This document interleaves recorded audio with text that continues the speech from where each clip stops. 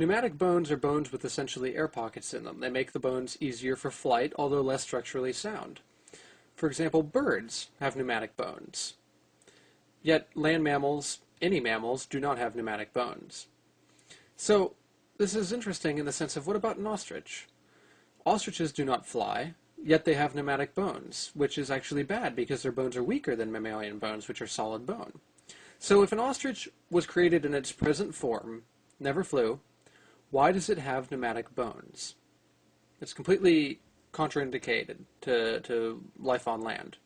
At the same time, mammals have solid bones, but bats are mammals that fly. Why do bats have solid bones, which are bad for flight, instead of pneumatic bones? This is completely the opposite of what we would expect. Why do we see a mammal that can fly having solid bones and a bird which does not fly having pneumatic bones if evolution is false? Evolution requires this. Intelligent design requires it not be the case.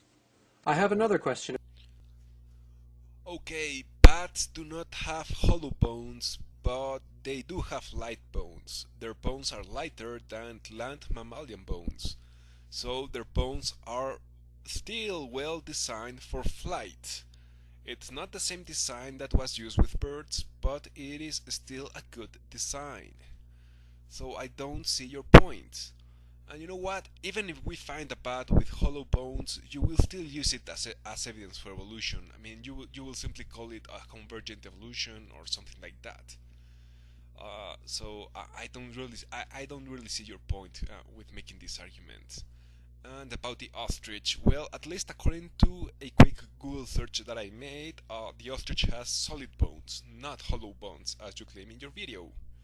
So please provide a source. I mean, please provide a source that actually proves that the ostrich has hollow bones, because at least according to my sources, the ostrich has solid bones. Of course, I'm gonna post the links in the description box if you're interested. About the distribution of animals. Why is it that we only find certain animals in certain geographic places?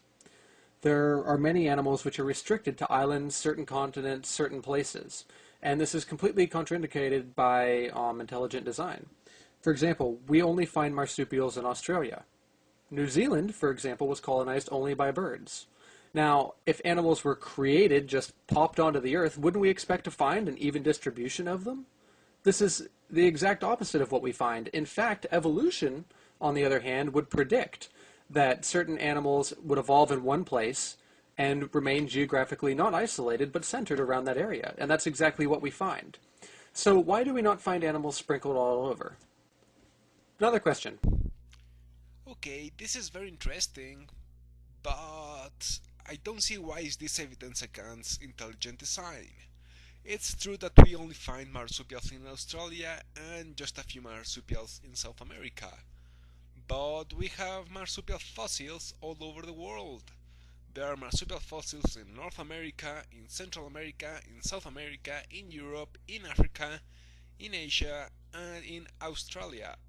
So, I mean, I don't see your point. I mean, evidence shows that there was a time where marsupials were all over the world, but for some reason they only survived in Australia. So, I mean, I don't see why is this evidence against intelligent design. Besides, the oldest marsupial fossils are found in Asia.